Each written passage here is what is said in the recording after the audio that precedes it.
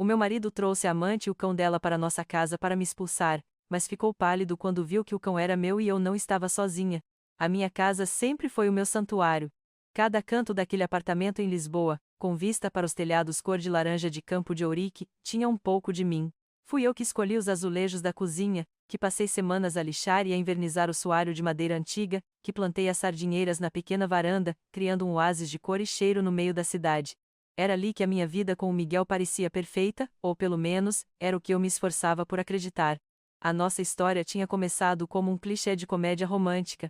Encontros casuais que se tornavam jantares longos no Chiado, fins de semana improvisados a percorrer a costa vicentina, com o cabelo salgado pelo vento e a pele aquecida pelo sol. O Miguel era charmoso, confiante, o tipo de homem que sabia sempre o que dizer para me fazer sentir a mulher mais especial do mundo.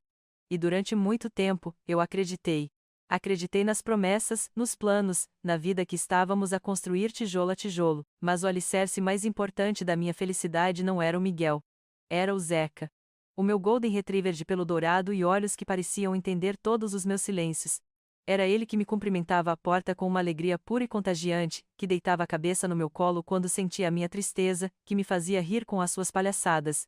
Ele era o coração pulsante da nossa casa. E há 3 meses, esse coração parou. O Zeca desapareceu. Numa tarde de outono, o portão do jardim ficou mal fechado e ele simplesmente sumiu. Procurei o dia e noite, colei cartazes em todos os postes, chorei até não ter mais lágrimas. A reação do Miguel foi a de um espectador distante. Ele abraçou-me, mas o seu abraço era oco. Ele deve ter fugido, querida. Acontece, disse ele, com uma calma que me gelou por dentro. Arranjamos outro. Arranjamos outro. Aquelas palavras ecoaram na minha mente como um insulto. Como se o amor incondicional do Zeca fosse substituível, como uma peça de mobiliário partida. Recusei. A casa ficou silenciosa e fria sem ele. O luto instalou-se entre mim e o Miguel, um muro invisível que crescia a cada dia. Eu sentia-me uma fantasma na minha própria casa, assombrada pelas memórias do meu cão e pela indiferença do meu marido. O santuário tinha se tornado uma prisão de silêncio, e eu nem imaginava que o meu carcereiro já tinha a chave para me pôr na rua. A crítica dele começou como um gotejar lento e constante, minando a pouca força que me restava. Está sempre com esse ar triste por causa do cão, dizia ele, enquanto eu olhava para o lugar vazio de Zeca ao pé do sofá. Já se passaram meses, Sofia. Precisas de seguir em frente. Cada palavra era uma pequena pá a enterrar a minha dor, a invalidar um luto que ele se recusava a partilhar ou a compreender. O seguir em frente dele soava mais como uma ordem do que como um conselho, uma exigência para que eu voltasse a ser a mulher sorridente e complacente que se encaixava perfeitamente na sua vida. Depois, vieram as despesas. O extrato do nosso cartão de crédito conjunto, que eu sempre organizei meticulosamente, começou a contar uma história diferente da nossa. Jantares de 200 euros em restaurantes da moda no Cais do Sodré em noites que ele dizia ter ficado a trabalhar até tarde. Compras em boutiques de luxo na Avenida da Liberdade, lojas onde eu nunca tinha entrado. Quando o confrontei, com o papel a tremer ligeiramente na minha mão, as desculpas dele eram tão polidas e perfeitas que quase me convenceram. Foi um almoço de negócios com os investidores, querida. Tinha que impressionar. Ou, comprei um presente para a esposa de um cliente importante. É assim que o mundo funciona. E eu, desesperada por acreditar, aceitava. A gota de água foi um pequeno recibo que encontrei no bolso das calças dele, esquecido antes de irem para a máquina de lavar. Era de uma loja de animais. O meu coração deu um salto de esperança por uma fração de segundo, mas o conteúdo do talão esmagou de imediato. Uma marca de ração caríssima que o Zeca nunca comeu e um conjunto de brinquedos de borracha, demasiado pequenos para ele. Desta vez, a desculpa foi ainda mais rápida. Ah, isso. Foi um presente para o cão de um colega do escritório. Fez anos.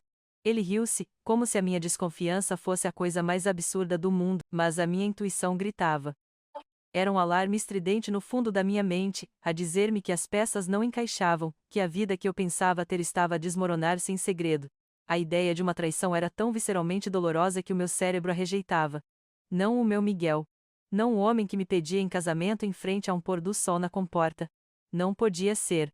Eu agarrava-me a essas memórias felizes como se fossem um colete salva-vidas no mar de dúvidas, tentando convencer-me de que era apenas uma fase má, o estresse do trabalho, o luto mal resolvido pelo Zeca. Eu queria acreditar nisso mais do que qualquer outra coisa no mundo. Até que uma noite, a verdade veio ter comigo, silenciosa e letal. O Miguel adormeceu no sofá, exausto, com o telemóvel pousado no peito, o ecrã ainda aceso. O meu coração começou a bater descontroladamente. Uma voz dentro de mim implorava para que eu o ignorasse, para que o cobrisse com uma manta e fosse para a cama.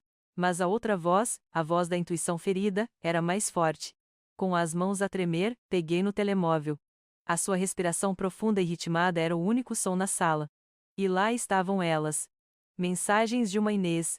Não havia nada explícito, nada que um advogado pudesse usar em tribunal, mas a intimidade estava em cada palavra não dita. Saudades tuas. A noite de ontem foi perfeita. Mal posso esperar para ter a casa só para nós. A casa. A nossa casa. O meu santuário. O ar fugiu-me dos pulmões. Senti uma dor física, uma pontada aguda no peito que me deixou sem fôlego. Sentei-me no chão, no escuro, com o telemóvel na mão e o mundo a ruir à minha volta. A vontade de o acordar, de gritar, de exigir respostas, era avassaladora. Mas no meio daquela dor lancinante, uma clareza fria como o gelo tomou conta de mim. A mulher que ele esperava que desmoronasse e fizesse uma cena não era a mulher que eu ia ser. Ele não merecia a minha raiva impulsiva. Ele merecia algo muito mais pensado. Bloqueei o telemóvel, coloquei-o de volta no seu peito e fui para o quarto. Não para chorar, mas para pensar. O jogo tinha mudado. Ele achava que estava no controlo, mas, sem saber, tinha-me acabado de passar todas as cartas.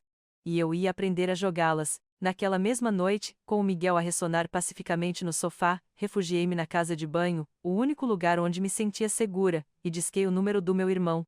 A minha mão tremia tanto que mal conseguia acertar nos números. Quando Tiago atendeu, com a voz sonolenta, a minha desabou.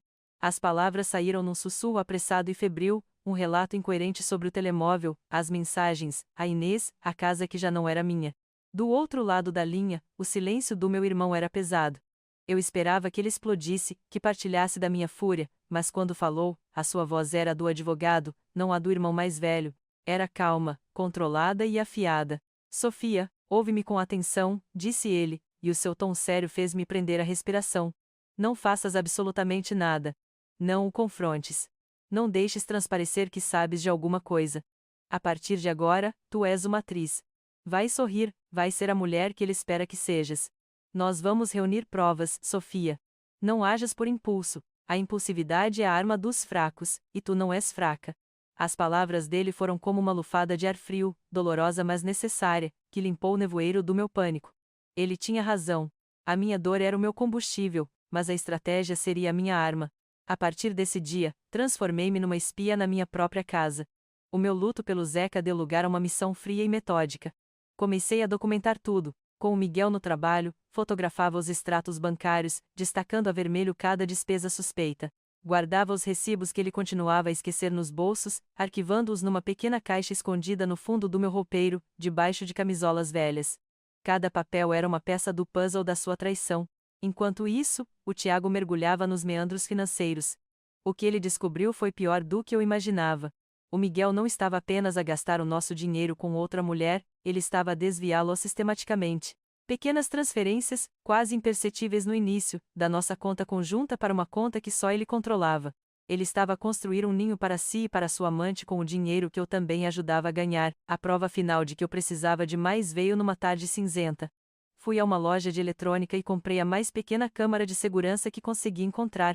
Em casa, instalei-a na estante da sala, escondida entre um livro de arte e um vaso de cerâmica. Quando Miguel chegou e reparou na pequena lente, o meu coração quase parou, mas a minha desculpa, ensaiada e amarga, saiu na perfeição. É para a segurança, disse eu, com a voz a tremer ligeiramente. Depois do que aconteceu ao Zeca. Sinto-me mais segura assim. Ele olhou para a câmara, depois para mim, e deu de ombros. Se te faz sentir melhor. A sua arrogância era minha melhor aliada. Ele estava tão seguro do seu controlo, da minha suposta ignorância, que não via a armadilha fechar-se à sua volta. Viver aquela vida dupla era uma tortura. Sentia-me culpada por cada sorriso falso, por cada amo-te que não sentia, por cada gesto de carinho que era uma performance calculada. A ansiedade corroía-me por dentro. Deixei de dormir em condições, sobressaltada com cada som, com medo de que ele descobrisse o meu telemóvel cheio de provas ou a pequena caixa de recibos. Mas o Miguel continuava aliado de tudo, cada vez mais distante, cada vez mais imerso no seu mundo secreto, deixando-me espaço e tempo para construir o seu cadafalso. Numa das nossas chamadas noturnas, o Tiago disse algo que me deu um arrepio, mas também uma estranha sensação de poder. Falei com um amigo meu, o Rui. Ele é agente da GNR, disse ele, casualmente. Expliquei-lhe a situação por alto. Ele diz que, se as coisas ficarem feias, temos apoio. Um apoio oficial. Naquele momento, percebi que isto já não era apenas uma traição conjugal. Estava a tornar-se algo maior, algo com consequências reais e tangíveis. E eu estava pronta para elas. O jantar de domingo em casa dos meus pais foi a prova final da sua mestria na arte da dissimulação. O Miguel chegou a contragosto, eu via-o nos seus ombros tensos e no sorriso forçado, mas no momento em que a minha mãe lhe abriu a porta, ele transformou-se. Tornou-se o genro perfeito. Elogiou o bacalhau à brás da minha mãe, discutiu futebol com o meu pai com um entusiasmo contagiante e até ouviu com paciência as longas histórias da minha tia sobre as suas últimas férias. Ele representou seu papel de forma tão irrepreensível que, por momentos, até eu quase me esqueci da mulher chamada Inês e da caixa de recibos escondida no meu roupeiro. Apenas o olhar cúmplice que troquei com o Tiago por cima da mesa me lembrava da verdade. Víamos o mesmo que os outros não viam, um ator talentoso num palco prestes a ruir. 2 dias depois, a cortina caiu. O Miguel chegou a casa mais cedo do que o habitual. Não trazia o habitual ar cansado do trabalho, trazia uma calma deliberada, uma seriedade ensaiada que me pôs imediatamente em alerta. Sofia, precisamos de conversar, disse ele, e o tom da sua voz era o de um médico prestes a dar uma má notícia. O meu coração deu um solavanco, não de surpresa, mas de antecipação. Era agora. Sentámo-nos na sala de estar, no sofá que tínhamos escolhido juntos. Ele evitou meu olhar, focando-se num ponto indefinido na parede. Isto não está a funcionar, começou ele, com a voz carregada de uma falsa tristeza. Eu preciso de espaço, Sofia. Sinto que nos perdemos um do outro, especialmente desde o Zeca. A menção ao Zeca foi uma facada. Usar a minha maior dor como desculpa para sua traição era de uma crueldade que me deixou momentaneamente sem ar. Mas eu lembrei-me das palavras do Tiago. Tu és uma atriz. Respirei fundo e deixei as lágrimas virem. Elas não eram difíceis de encontrar, estavam à superfície, à espera. Espaço? Gaguejei, a minha voz a quebrar-se exatamente como eu sabia que ele esperava. O que queres dizer com espaço, Miguel? Pensei que estávamos bem. A minha confusão e a minha mágoa pareceram dar-lhe força, absolvendo-o da sua culpa. Ele aproximou-se, pousando a mão no meu joelho num gesto que pretendia ser reconfortante, mas que me queimou a pele. Eu só acho que talvez, se passasses uns tempos fora de casa, poderíamos ver as coisas com mais clareza. Seria melhor para os dois. A proposta pairou no ar, venenosa e disfarçada de preocupação. Ele queria que eu saísse. Ele queria a casa. A nossa casa. Para adoçar a pílula, acrescentou a oferta generosa. Eu ajudo-te, claro, disse ele, com um tom magnânimo. Ajudo-te a encontrar um apartamento para alugar, ajudo-te com a mudança. Não te vou deixar desamparada. Ele sorriu, um sorriso triste e benevolente. Ele achava que estava a ser um cavalheiro, a terminar as coisas da forma mais civilizada possível, enquanto na verdade estava apenas a tentar acelerar a minha remoção para poder instalar a sua nova vida. Eu continuei a chorar, um choro que era parte teatro, parte a dor real de ver o homem que amei a desmantelar a nossa vida com tanta frieza. Eu preciso de pensar, sussurrei por entre os soluços. Dá-me só um dia, por favor. Ele assentiu, visivelmente aliviado por eu não estar a lutar, por estar a ser a mulher submissa que ele sempre presumiu que eu era. Claro, querida. Leva o tempo que precisares. Assim que ouvi a porta da rua fechar-se, as minhas lágrimas secaram instantaneamente. A dor deu lugar a uma adrenalina gelada. Peguei no telemóvel, o coração a martelar contra as minhas costelas, não de medo, mas de determinação. Disquei o número do Tiago. Quando ele atendeu, a minha voz era firme, sem um único vestígio de choro. Tiago, disse eu. Está a acontecer. Ele quer que eu saia. O dia seguinte arrastou-se com uma lentidão torturante. Cada tic-tac do relógio na parede da sala era um segundo a menos de paz, um segundo a mais perto da guerra. O Miguel enviou-me mensagens durante a manhã, pequenos toques de pressão disfarçados de preocupação. Já pensaste? Estás bem? Ignorei-as. Precisava de silêncio para me fortalecer. Quando ele chegou à casa ao final da tarde, a sua impaciência era palpável. Ele encontrou-me sentada no sofá, a olhar pela janela, a imagem perfeita da esposa de coração partido. Então? Perguntou ele, a voz tensa, depondo a sua pasta de trabalho na mesa com mais força do que o necessário. Decidiste o que vais fazer? Eu virei-me para ele, os olhos deliberadamente inchados de um choro que eu tinha forçado no duche. Eu não quero sair, Miguel, disse eu, a voz baixa e trêmula. Esta é a nossa casa. Nós construímos isto juntos. Por favor, não me peças para desistir. Nós devíamos tentar resolver as coisas, ir a uma terapia de casal, qualquer coisa. Foi como se eu tivesse premido o botão errado. A paciência dele esgotou-se numa explosão de fúria fria. A máscara de marido preocupado não caiu, foi arrancada. Os seus olhos escureceram, a sua boca torceu-se num esgar de desprezo. Resolver as coisas? Cuspiu ele, rindo sem humor. Não há nada para resolver, Sofia. Acabou. Não percebes? Eu já segui em frente, já não te amo. Tu devias fazer o mesmo em vez de te agarrares a isto como uma criança. Ele gesticulou em redor da sala, para nossa vida, como se fosse lixo. O choque que senti foi genuíno, mas usei-o para alimentar a minha performance. Recuei, como se as suas palavras fossem golpes físicos. Ele avançou, a sua energia a encher a sala, sufocante e agressiva. Eu avisei-te. Tentei fazer isto a bem, continuou ele, a voz baixa e ameaçadora. Mas tu és teimosa, ou sais a bem, ou sais a mal. E então, o golpe final. Sabes que mais? Para tu perceberes que eu estou a falar a sério, eu vou trazer uma amiga cá à casa esta noite. Talvez quando a vires sentada neste sofá, no teu lugar, tu finalmente percebas que o teu tempo aqui acabou. Um arrepio percorreu minha espinha. Ele ia trazê-la aqui. À minha casa. À nossa cama. A crueldade do ato era de uma magnitude que eu mal conseguia conceber. Mas o meu rosto mostrou apenas uma derrota devastada. Assenti lentamente, as lágrimas a escorrerem silenciosamente pela minha face. Olhei para o chão, incapaz de o encarar. Faz o que tiveres de fazer, Miguel, sussurrei, a voz abafada pela dor encenada. A minha submissão pareceu satisfazê-lo. Ele endireitou-se, o seu poder reafirmado. Estejam cá às 8, disse ele, mais para si mesmo do que para mim, antes de sair do quarto para ir tomar um duche, assobiando baixinho. No momento em que o ouvi fechar a porta da casa de banho, o meu corpo entrou em ação. A atriz desapareceu, dando lugar à general. Peguei no telemóvel e enviei uma mensagem curta e precisa para um grupo que tinha criado chamado Plano Z. Os destinatários eram apenas dois, Tiago e Rui. A mensagem dizia simplesmente: é hoje à noite. Estejam prontos. Acesso pela porta das traseiras às 7h30. Esperem no escritório. A resposta de ambos foi um ok imediato. Passei as horas seguintes a preparar o palco. Não para sair, mas para a confrontação final.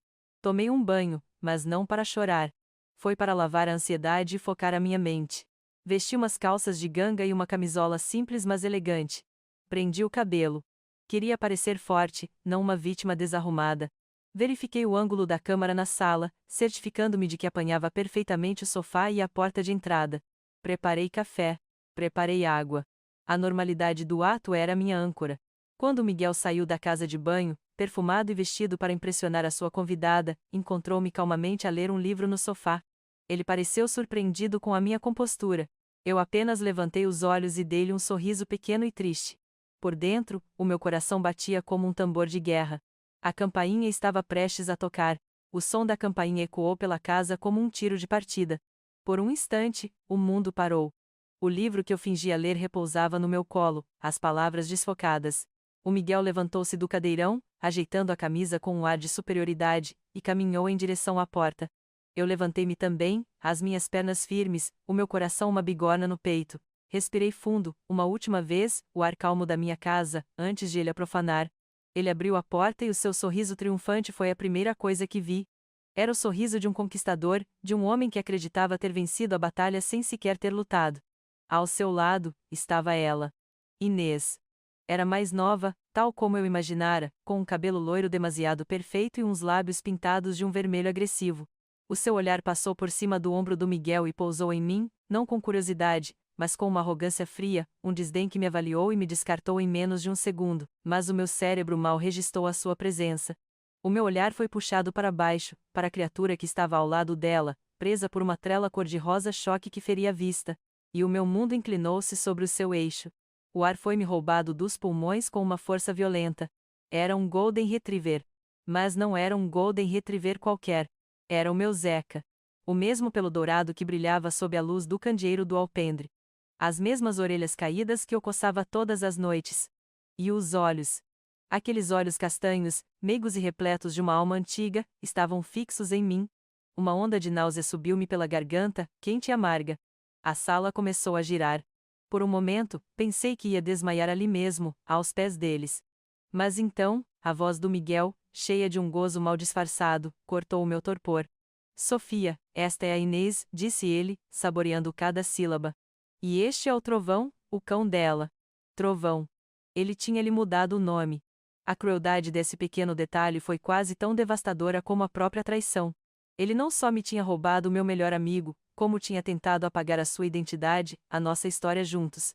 A Inês puxou a trela, impaciente, e o cão choramingou baixinho. O seu olhar não se desviou do meu. Havia confusão nele, mas por baixo, havia reconhecimento. Ele sabia quem eu era. Agarrei-me a essa certeza como se fosse uma rocha no meio de um maremoto. A náusea deu lugar a uma fúria gelada que percorreu as minhas veias e firmou as minhas pernas. O meu rosto, eu sabia, estava neutro, uma máscara de calma que escondia o caos que se agitava por dentro. O meu coração ainda batia descontroladamente, mas agora não era de pânico. Era de uma certeza absoluta. O meu foco cristalizou-se. A mulher, a traição, a humilhação. Tudo isso se tornou secundário. A minha única missão, naquele momento, era aquele cão. O meu Zeca. E o olhar dele, um elo inquebrável entre nós, não só me destruiu, como me deu toda a força de que eu precisaria para o que vinha a seguir. O Miguel entrou na sala, a Inês a reboque, e parou no meio do tapete que eu e a minha mãe tínhamos escolhido. Ele olhou em redor, não como o dono da casa, mas como um novo proprietário a inspecionar uma aquisição. Depois, os seus olhos pousaram em mim, frios e desprovidos de qualquer emoção que não fosse um poder cruel. Ele proferiu a frase fatal, a que ele tinha ensaiado, a que ele achava que me iria quebrar de vez. A Inês vai mudar-se para cá, disse ele, a voz calma e definitiva. Acho que é melhor fazeres as tuas malas, Sofia. A Inês sorriu, um pequeno sorriso vitorioso, e num gesto de pura apropriação, soltou a mola da trela cor-de-rosa. Vai explorar a tua nova casa, Trovão, disse ela, com uma voz adocicada que soava falsa nos meus ouvidos. A palavra trovão ecoou no silêncio, um nome estranho e violento para uma criatura tão gentil, mas o cão não foi explorar nada. No momento em que se viu livre, ele ignorou os sofás caros, os tapetes macios, a mulher que o chamava por um nome que não era o seu. Os seus olhos encontraram os meus através da sala, e foi como se um relâmpago nos tivesse conectado. Num instante, ele disparou na minha direção. Não com a hesitação de um cão a cumprimentar um estranho, mas com a alegria desesperada de um reencontro. Ele ganiu, um som agudo e cheio de saudade, e saltou para as minhas pernas, as patas a arranharem suavemente as minhas calças de ganga, o corpo a tremer de pura emoção. O mundo exterior desapareceu. Só existíamos nós os dois. Ajoelhei-me no chão, o meu corpo a agir por instinto, e as lágrimas que eu tinha reprimido com tanta força finalmente vieram, quentes e silenciosas. Zeca, eu sussurrei, a minha voz embargada, mal ousando acreditar. A resposta dele foi inequívoca. Ele lambeu-me o rosto freneticamente, limpando as minhas lágrimas com a sua língua quente, a sua cauda a abanar com tanta força que o seu corpo inteiro balançava num ritmo de pura felicidade. Era ele. Era o meu Zeca. E ele lembrava-se de mim. Levantei a cabeça e foi então que vi o rosto do Miguel. A cor tinha desaparecido completamente, deixando a sua pele com um tom pálido, ceroso. Os seus lábios estavam entreabertos, os olhos arregalados em puro pânico. Ele sabia. Ele sabia que tinha sido apanhado. A Inês, por outro lado, estava apenas confusa e irritada. Trovão, anda cá, chamou ela, a voz subitamente esganiçada e imperiosa. Anda cá, rapaz. O Zeca nem sequer virou a cabeça. Continuou a dar-me festas com o focinho, como se quisesse garantir que eu era real. Levantei-me lentamente, o Zeca colado à minha perna como uma sombra dourada. O meu olhar fixou-se no do Miguel, e a atriz, a vítima, a mulher de coração partido, desapareceram. No seu lugar, estava alguém que ele nunca tinha conhecido. Tu roubaste-mo, disse eu, e a minha voz não tremeu. Era fria, nivelada e cortante como vidro partido. Tu roubaste o meu cão para o dares a ela. O Miguel abriu a boca para responder, mas tudo o que saiu foi um gaguejo sem som. Não. Ele não conseguia formar uma frase, uma desculpa, uma mentira. A sua arrogância desfez-se em pó, revelando o homem pequeno e assustado por baixo. Foi nesse preciso momento de silêncio tenso, com o Miguel a desmoronar-se e a Inês a olhar de um para o outro sem compreender, que a porta do escritório se abriu. O Tiago saiu primeiro, a sua expressão séria e impassível. Logo atrás dele, veio o Rui, mais alto, mais largo, com a postura inconfundível de autoridade que fez o Miguel recuar instintivamente um passo. A armadilha estava montada. E eles tinham acabado de entrar nela. A palidez de Miguel transformou-se numa máscara de cera, desprovida de vida. Se a visão do Tiago o tinha assustado, a presença do Rui paralisou. Não era apenas a altura ou a envergadura do amigo do meu irmão, era a autoridade que emanava dele, uma calma profissional que não prometia nada de bom.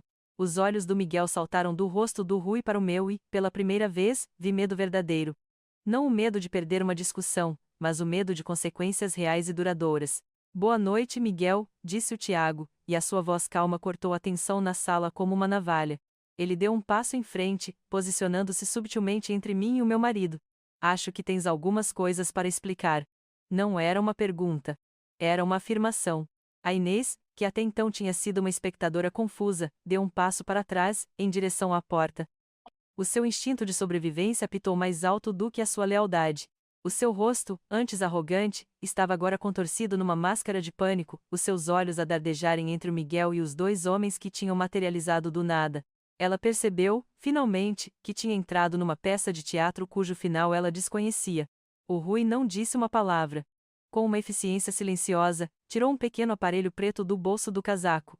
Um leitor de microchip. Ele agachou-se ao lado do Zeca, que rosnou baixinho, protetor, até que eu lhe fiz uma festa na cabeça para o acalmar. Se não se importa, disse o Rui, a sua voz grave e formal, dirigida ao Miguel mas sem realmente lhe pedir permissão, vamos só confirmar uma coisa. A visão daquele aparelho pareceu despertar o Miguel do seu transe de pânico. Parem! Gritou ele, a sua voz a subir uma oitava. Não tenho direito. Não tenho direito de entrar na minha casa e interrogar-me. Saiam. Ele deu um passo em frente, o peito a arfar, tentando recuperar um vestígio da autoridade que sempre tivera naquele espaço. Mas o seu poder tinha evaporado. Tecnicamente, interrompeu o Tiago, sem levantar a voz, o que tornou as suas palavras ainda mais devastadoras, a casa também é da minha irmã. A escritura está em nome dos dois, e ela convidou-nos. Ele olhou para mim, e eu assenti, uma vez, de forma lenta e deliberada. O Miguel ficou sem chão. A sua última linha de defesa, a santidade do seu lar, tinha sido legalmente desmantelada à sua frente. Eu continuei a acariciar o pelo macio do Zeca, o meu Zeca, que se recusava a sair do meu lado. Cada batida do meu coração bombeava uma fúria fria através das minhas veias. A dor ainda lá estava, enterrada fundo, mas agora estava revestida de aço. Ele não me tinha apenas traído, ele tinha subestimado a mulher com quem viveu durante anos. E esse fora o seu erro fatal. O Rui passou o leitor sobre as omoplatas do Zeca, onde o microchip estava implantado. O silêncio na sala era tão denso que se podia sentir. O Miguel prendeu a respiração. A Inês cobriu a boca com a mão. E então, um som agudo, claro e definitivo cortou o ar. O leitor de microchip apitou. O apito do leitor de microchip pairou no ar por um momento, agudo e irrefutável. O Rui endireitou-se, o seu olhar nunca a desviar-se do Miguel. Ele leu a informação no pequeno ecrã com uma voz clara e monótona, cada palavra um prego no caixão do meu marido. O chip está registrado em nome de Sofia Martins. O nome do cão é Zeca. Ele fez uma pausa, deixando o peso da confirmação assentar na sala. Depois, virou-se totalmente para o Miguel, a sua presença a encher o espaço. Roubo é um crime sério, senhor. Se o Miguel pensava que a noite não podia piorar, estava enganado. O Tiago deu um passo em frente, abrindo uma pasta de cabedal que trazia debaixo do braço. O som do fecho abrir-se foi anormalmente alto no silêncio que se seguiu. E isso nem é o pior, Miguel, disse o Tiago, o seu tom de advogado a substituir completamente o de cunhado. Ele tirou uma série de folhas da pasta. Eram os extratos bancários que eu tinha fotografado, agora impressos e organizados. Durante a nossa investigação, descobrimos transferências regulares e substanciais da vossa conta conjunta, totalizando milhares de euros, para uma conta pessoal. Ele ergueu os olhos dos papéis e fixou-os, não no Miguel, mas na Inês. Uma conta em nome da senhora Inês. O olhar da Inês saltou da cara pálida do Miguel para os papéis na mão do Tiago. O pânico nos seus olhos era agora selvagem e desenfreado. O Tiago continuou, a sua voz implacável. Receber bens roubados, como um cão avaliado em mais de 1.000 euros, e aceitar dinheiro de origem duvidosa, especialmente de uma conta partilhada sem o consentimento de um dos titulares, também tem implicações legais, minha senhora. Chama-se cumplicidade. Foi a gota de água para ela. toda a lealdade, todo o amor ou o que quer que ela sentisse pelo Miguel, evaporou-se naquele instante, substituído por um terror puro e egoísta. Eu não sabia de nada. Guinchou ela, a sua voz fina e estridente. Ela apontou um dedo trêmulo na direção do Miguel. Ele disse-me que o cão era de um criador. Que era uma prenda. E o dinheiro? Ele disse que era um presente, que podia gastar. Eu não sabia que estava a roubar. A sua negação era tão veemente que era quase cômica. Ela recuou dele, como se ele fosse uma doença contagiosa, criando um abismo físico entre eles que espelhava a traição que estava a acontecer. O Miguel olhou para ela, atônito. A mulher por quem ele tinha arriscado tudo, a mulher que ele ia instalar na minha casa, estava a tirá-lo aos lobos para se salvar. A sua frente unida, a sua demonstração de poder contra mim, desmoronou-se em segundos, numa confusão feia de acusações e pânico. Ele estava completamente sozinho, exposto, com os seus crimes a serem listados um por um, na sala de estar que ele já não controlava. Encurralado, com a sua cúmplice a denunciá-lo e a lei a bater-lhe à porta, o Miguel recorreu à única arma que sempre o tinha servido, a manipulação. Ele virou-se para mim, a sua expressão a transformar-se numa máscara de desespero e arrependimento. Os seus olhos suplicavam, a sua voz tornou-se suave e íntima, como nos velhos tempos. Sofia, querida, disse ele, dando um passo hesitante na minha direção. Por favor. Nós podemos resolver isto. Foi tudo um mal-entendido terrível. Um som escapou-me da garganta, algo entre um sopro e um riso, completamente desprovido de alegria. Era um som oco, quebrado. Um mal-entendido? Repeti. E a minha voz era agora a de uma estranha. Um mal-entendido de 3 meses, Miguel? Desviares o nosso dinheiro foi um mal-entendido? Roubares o meu cão, o meu Zeca, escondê-lo de mim e dá-lo à tua amante como se fosse um brinquedo. Foi um mal-entendido. Cada pergunta era uma bofetada, e ele recuou como se eu lhe tivesse batido de verdade. Vendo que a porta da minha compaixão estava fechada e trancada, ele virou-se para o Tiago, a sua última esperança. Apelou para os laços de sangue, para a história que partilhávamos. Tiago, por favor, exclamou ele, a voz a subir de tom. Tu és meu cunhado. Fazes parte desta família. Vais mesmo fazer isto à tua própria família? O meu irmão não vacilou. O seu rosto permaneceu uma máscara de determinação fria. Ele deu um passo em frente, diminuindo a distância entre eles, e a sua resposta foi baixa, mas ecoou pela sala com uma finalidade absoluta. Eu estou a proteger a minha família, corrigiu ele, e o seu olhar desviou-se para mim por uma fração de segundo. A minha irmã. Nesse momento, o Rui, que tinha permanecido em silêncio, uma presença imponente a observar o drama desenrolar-se, interveio.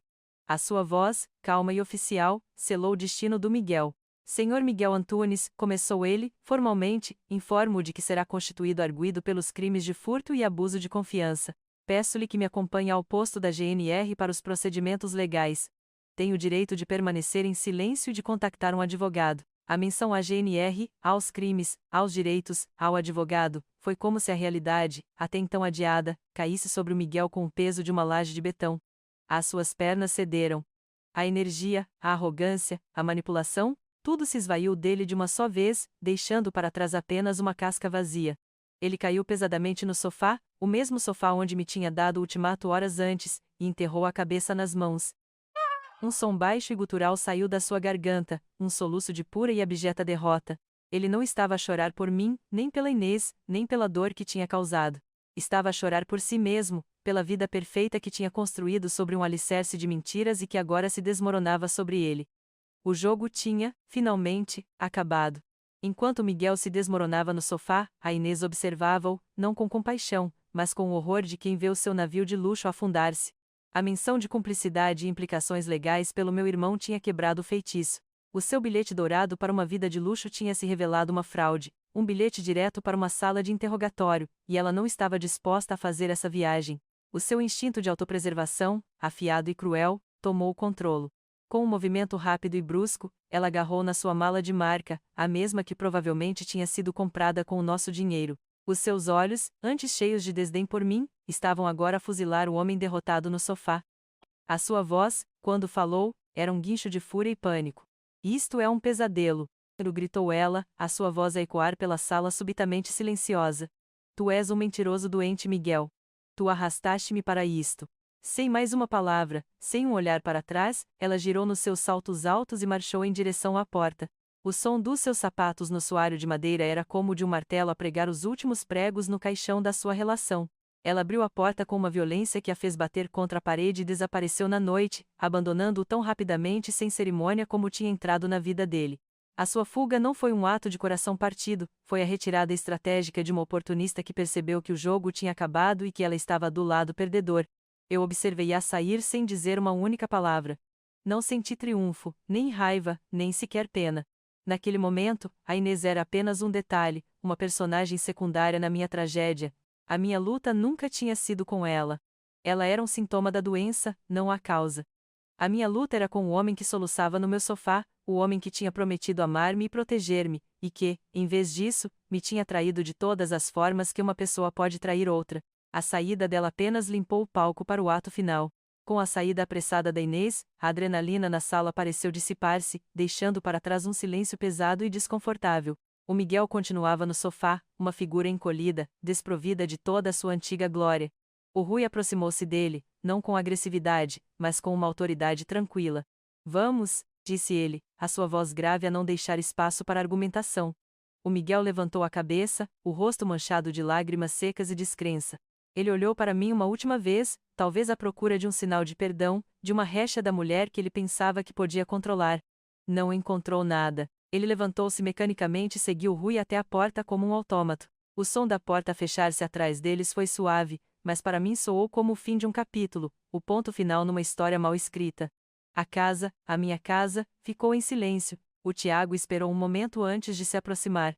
Ele não disse: "Eu avisei-te ou estás bem?" Ele simplesmente sentou-se ao meu lado no tapete, onde eu continuava a acariciar o Zeca, e ficou em silêncio comigo.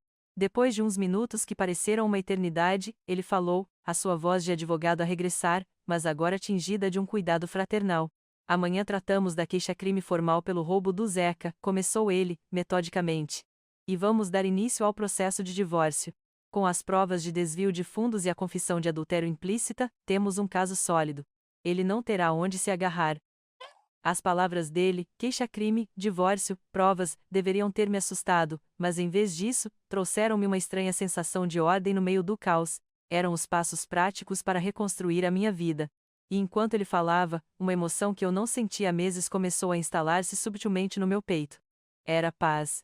Uma paz profunda e exausta, como a que se sente depois de uma febre alta finalmente quebrar. O nó de ansiedade que eu carregava no estômago há tanto tempo começou a desapertar-se. O Zeca, sentindo a mudança em mim, deitou a cabeça nas minhas pernas e soltou um longo suspiro, o corpo a relaxar completamente antes de adormecer. Ele estava em casa. Ele estava seguro. E, pela primeira vez em muito tempo, eu também me senti assim. As lágrimas voltaram, mas desta vez não eram de dor ou de raiva. Eram de alívio. Virei-me para o meu irmão, a minha rocha, o meu estratega. "Obrigada, Tiago", sussurrei, a minha voz a falhar. "Eu não teria conseguido sem ti."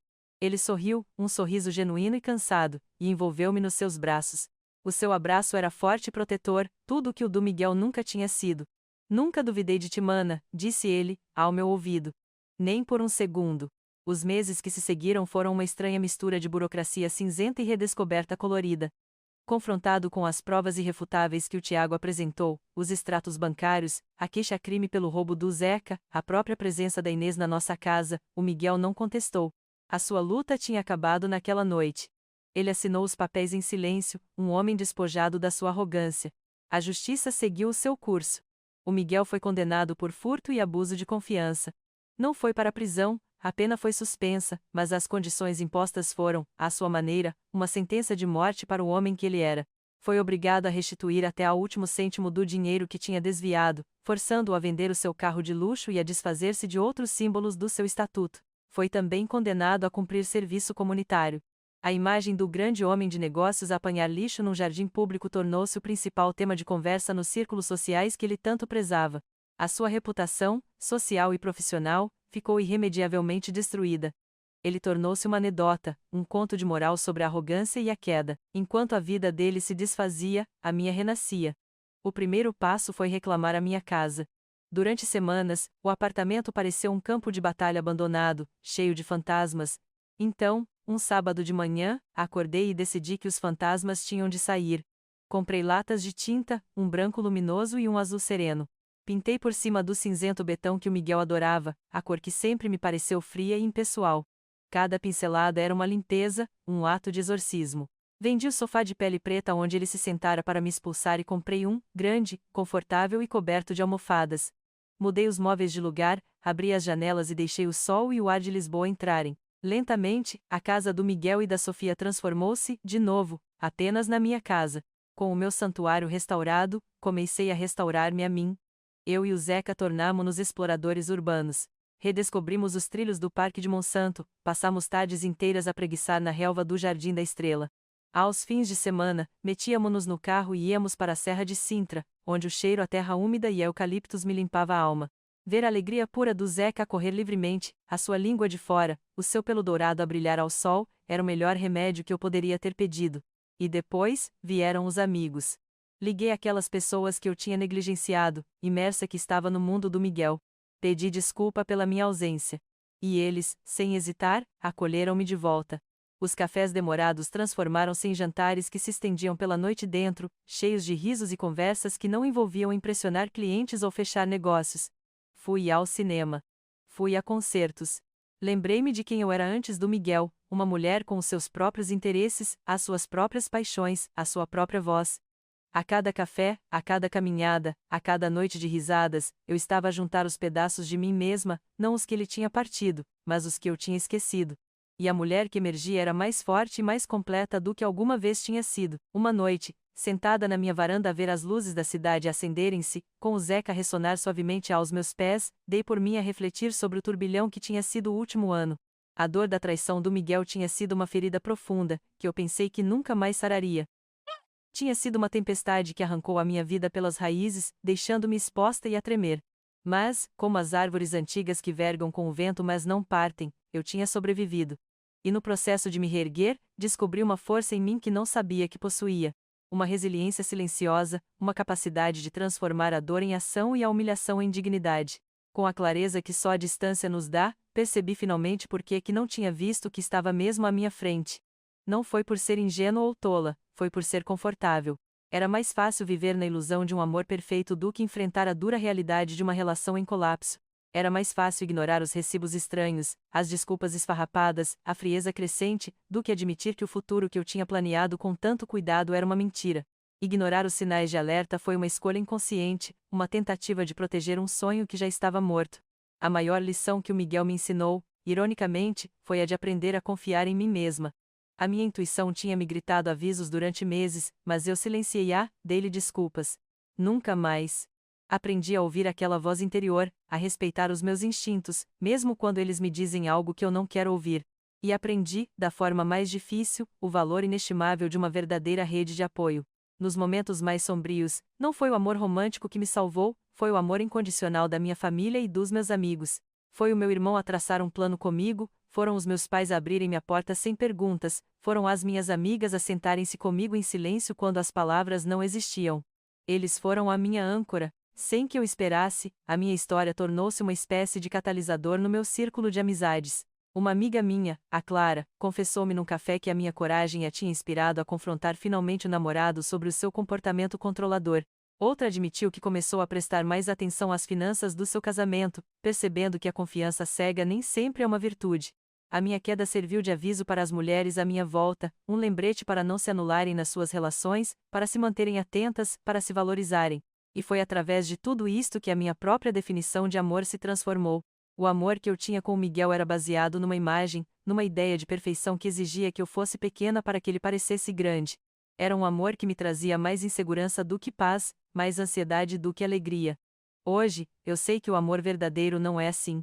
O amor verdadeiro não deve ser um campo de batalha, nem um jogo de manipulação. Deve ser um porto seguro. Um lugar onde se pode ser vulnerável sem medo, onde se é celebrado e não apenas tolerado. Um lugar onde o coração pode, finalmente, descansar. Passou um ano. Hoje, a minha vida não tem o drama de uma reviravolta de novela, e é essa a sua beleza. A minha rotina é feita de pequenas alegrias tranquilas. As manhãs começam com o nariz molhado do Zeca a acordar-me, seguido de um passeio pelo Jardim da Parada, em Campo de Ourique, onde o cheiro a café e a pão quente das pastelarias se mistura com o ar fresco da manhã. Sento-me sempre na mesma esplanada, peço um galão e leio um livro, com o Zeca deitado aos meus pés. A minha felicidade já não depende de grandes gestos ou de promessas sussurradas ao luar. Encontra-se nestes momentos simples e autênticos. Não estou ativamente à procura de um novo relacionamento, mas também não fechei o meu coração. A diferença é que agora sei que não preciso de outra pessoa para me sentir completa. A minha felicidade é da minha inteira responsabilidade, um jardim que aprendi a regar e a cuidar sozinha. Se alguém quiser entrar, terá de ser para acrescentar flores, não para pisar as que já lá estão. O Zeca, esse sim, é o meu companheiro inseparável. Está mais feliz e saudável do que nunca, um lembrete constante e peludo de que o amor verdadeiro é leal, resiliente e encontra sempre o caminho de volta à casa. E é aqui que a minha história termina, ou talvez, onde ela realmente começa. Num parque ensolarado, numa tarde de primavera, com o Zeca a correr desalmadamente atrás de uma bola de tênis. O som da minha gargalhada é alto e livre, um som que não precisa de permissão para existir. Atiro-lhe a bola outra vez, e enquanto o observo a saltar, a sua alegria a contagiar-me, sinto uma paz profunda. Olho em redor, para o céu azul, para as famílias a passear, para a vida acontecer à minha volta, e sorrio. É um sorriso de quem sobreviveu à tempestade e aprendeu a dançar na bonança. Esta não foi uma história de vingança. Foi a história do meu renascimento.